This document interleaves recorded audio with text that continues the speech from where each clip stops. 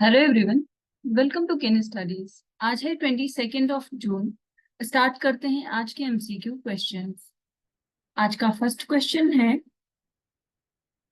Which three countries topped the list of nuclear weapons spending इन 2023।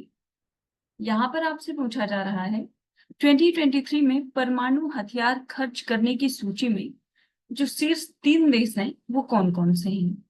आपके options हैं United states, China and India. Second option China, United states, France.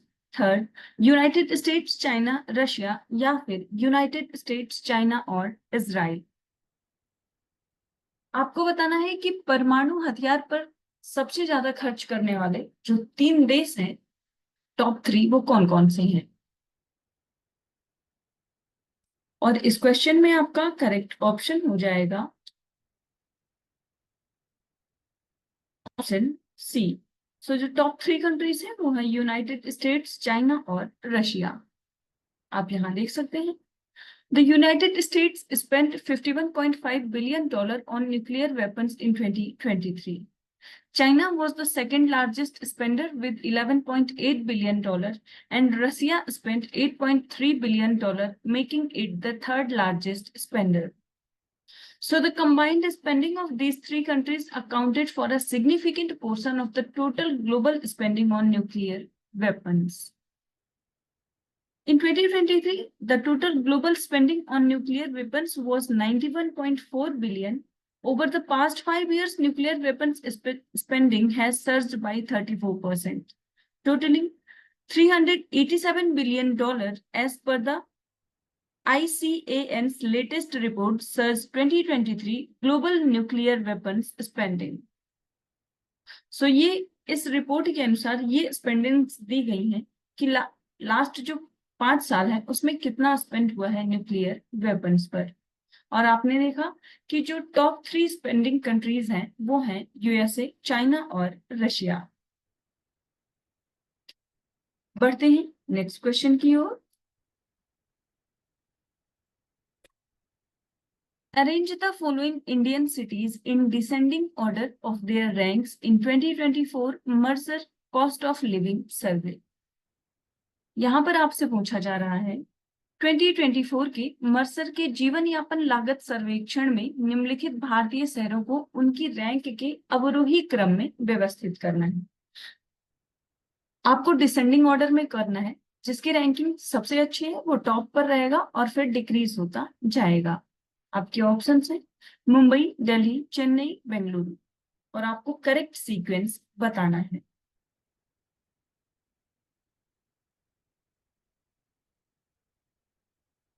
और इस question में आपका correct option हो जाएगा option B. सो भारतीय शहरों की बात करें तो उनमें टॉप पर है मुंबई, देन दिल्ली, फिर चेन्नई और बेंगलुरु। आप यहाँ देख सकते हैं the 2024 Mercer's Cost of Living Survey accessed 226 cities globally. So the survey considers the cost of over 200 items including transportation, food, clothing and entertainment. Mumbai is ranked as the most expensive city in India. Delhi is the next most expensive, followed by Chennai, Bengaluru, Hyderabad, Pune and Kolkata.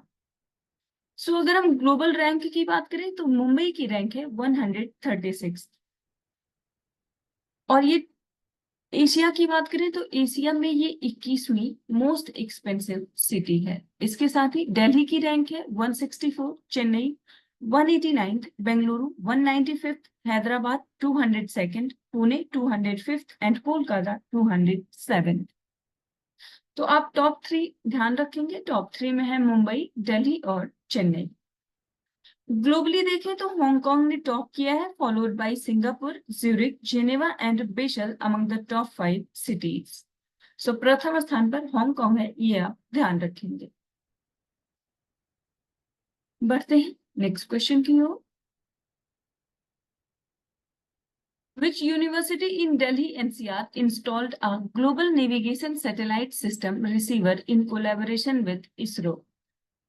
यहाँ पर आपसे पूछा जा रहा है Delhi NCR में किस विश्वविद्यालय ने इसरो के सहयोग से global navigation satellite system receiver स्थापित किया है। आपके ऑप्शन हैं जवाहरलाल नेहरू यूनिवर्सिटी, दिल्ली यूनिवर्सिटी, गुरु गोविंद सिंह इंद्रप्रस्थ यूनिवर्सिटी या फिर मानव रचना यूनिवर्सिटी। आपको बताना है कि global navigation satellite system receiver जो स्थापित हुआ है वो इसरो ने किस यूनिवर्सिटी के साथ मिलकर स्थापित किया है। और इस क्वेश्चन में आपका करेक्ट ऑप्शन हो जाएगा ऑप्शन डी। सो ये किया है मानव रचना यूनिवर्सिटी ने। आप यहाँ देख सकते हैं। सो मानव रचना university became the first university in Delhi NCR to install a GNSS receiver. The installation was done in collaboration with the National Atmospheric Research Laboratory and ISRO. So the GNSS receiver installation is part of the NARL North-South chain of receivers, and this initiative aims to enhance research capabilities in atmospheric and space science at MRO. So ISRO की बात करें तो ये India का national space agency है and it operates as the most principal research and development arm of the department of space which is directly overseen by the Prime Minister of India. इसका headquarter Bengaluru Karnataka में स्थित है और वर्तमान समय में इसरो के चेयरमैन है श्रीधर सोमनाथ या एस सोमनाथ। बढ़ते हैं नेक्स्ट क्वेश्चन की ओर। The Miyawaki method recently seen in the news is related to which of the following options? यहाँ पर आपसे पूछा जा रहा है हाल ही में समाचारों में देखी गई मियावाकी पद्धति निम्नलिखित में से किस विकल्प से संबंधित है। आपके ऑप्शंस हैं nuclear waste, cyber security, forest creation या फिर ई वेस्ट। और इस क्वेश्चन में आपका करेक्ट ऑप्शन हो जाएगा ऑप्शन सी। सो ये संबंधित है फॉरेस्ट क्रिएशन से।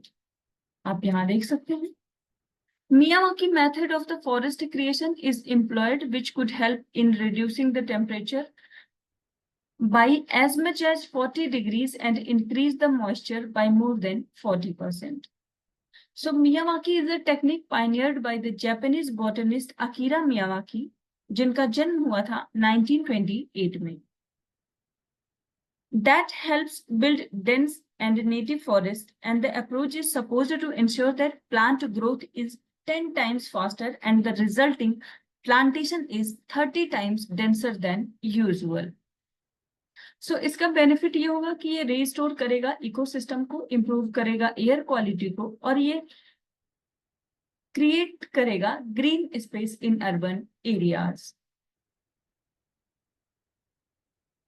सो आपने देखा कि जापानीज बॉटनिस्ट अकीरा मियावाकी ने इस पद्धति को शुरू किया था 1970 में।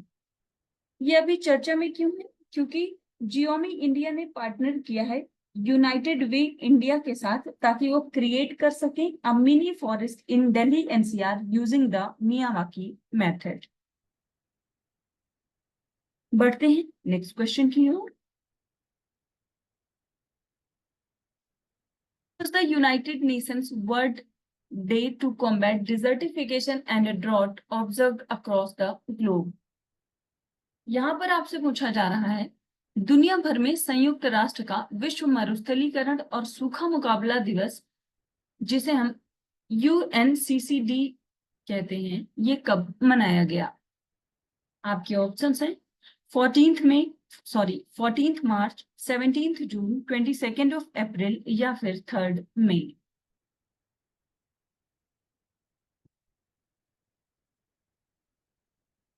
इस क्वेश्चन में आपका करेक्ट ऑप्शन हो जाएगा option B.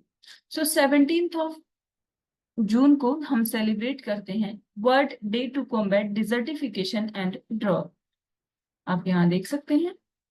So the United Nations World Day to combat desertification and drought is annually observed across the globe on 17th of June to raise awareness and combat international issues linked to desertification, land degradation and drought.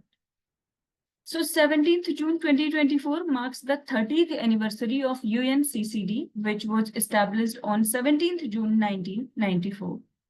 और इस वर्ष की theme है united for land, our legacy, our future. The global observance of the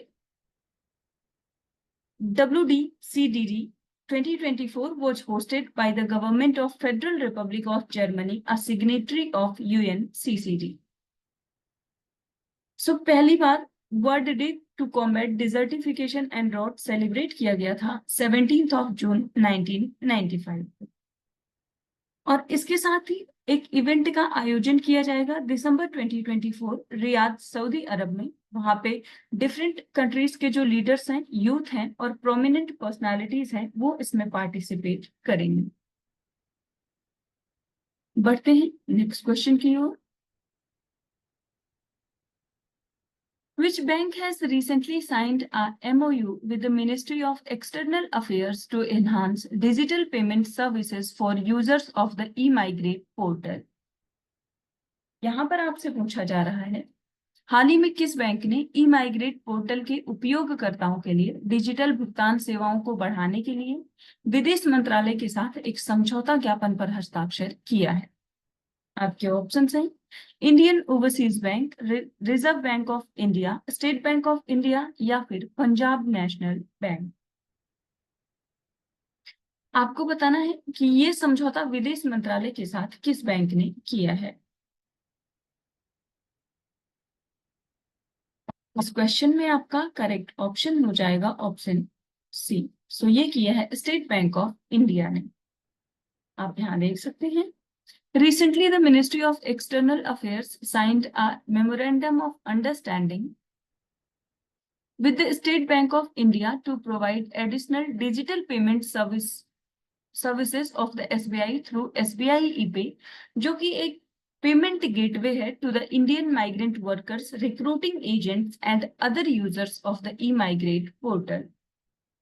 So under this MOU, users will be able to make transactions through UPI, credit or debit card and national electronics fund transfer, जिसे हम NEFT कहते हैं, via net banking of all Indian banks.